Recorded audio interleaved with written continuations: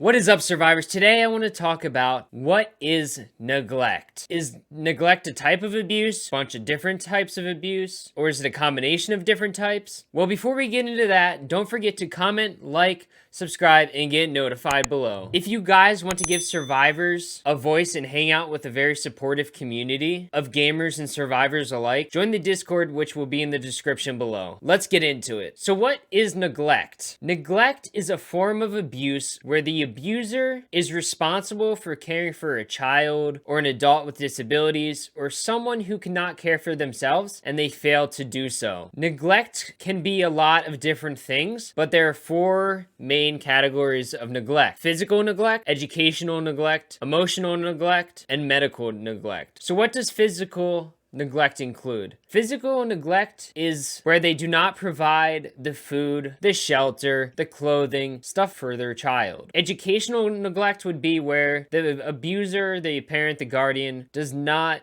give them an education. They don't let them go to school, they don't homeschool them, they keep them in the house away from educating themselves. Then emotional neglect would be intimidation, humiliating them in public, ignoring them or isolating them away from others. Then medical neglect would be not giving them adequate health care, not taking medical advice, not letting them go to the doctor, not letting them go to the dentist. So what do you do if you notice someone is being neglected? Neglect is not an easy thing to spot. And just because you see some of these signs does not mean the child or the adult is being neglected. But if you see multiple signs and they go on for a persistent amount of time, there might be a serious problem and neglect. So what do? Well, if the child tells you about the neglect, your first instinct is going to be want to give them advice and help them. But what you really need to do is listen. Listen first and then talk later. Let them know that they're being brave by sharing their story, as well as letting them know they're not alone. I know that's cliche, but it does help. And let them know you will take them seriously. Once you listen to them and hear them out, then you can let them know what you're going to do next. And explain it to them, what you're going to do next. Because you want them to be aware of what you are doing. What you want to do next is report what that child told you to the proper authorities. Each state has their own resources. They either have hotlines you can call, or emails you can send, or forms on their website you can fill out. I'll post some in the description below. I'll post national hotlines and emails that you can contact, but each state has theirs, as well as there are organizations on the national level. So now that we know what neglect is, different types of neglect, examples of those types, and what to do about it, what are some of the effects that come from being neglected? Well, there's problems with brain development, higher risks of running away from home or trying risky things like drugs, alcohol, or breaking the law more often than others. Getting into dangerous relationships is probably a big one because you're used to the neglect, so you think it is normal. So if someone is dangerous to you in a relationship, you see it as being the normal relationship when it isn't. It's dangerous. And then a higher chance of mental illness such as depression, anxiety, PTSD, things like that. So now you guys know what neglect is, some examples, what to do about it, some of the effects, and there are many types of neglect, and it is not always easy to spot. If you notice multiple signs, contact your local resources to see what you should do. I'm not an expert, so the best thing you can do is seek out your local resources and ask them for help. I hope you guys learned something here today, and if you are a survivor of abuse and you are ready to share your story, in 2021, I am looking to share 50 stories from 50 survivors in 50 different states. The purpose of my project is to bring awareness that abuse can happen anywhere to anyone. You as a survivor are not alone. I will see you guys in the next video.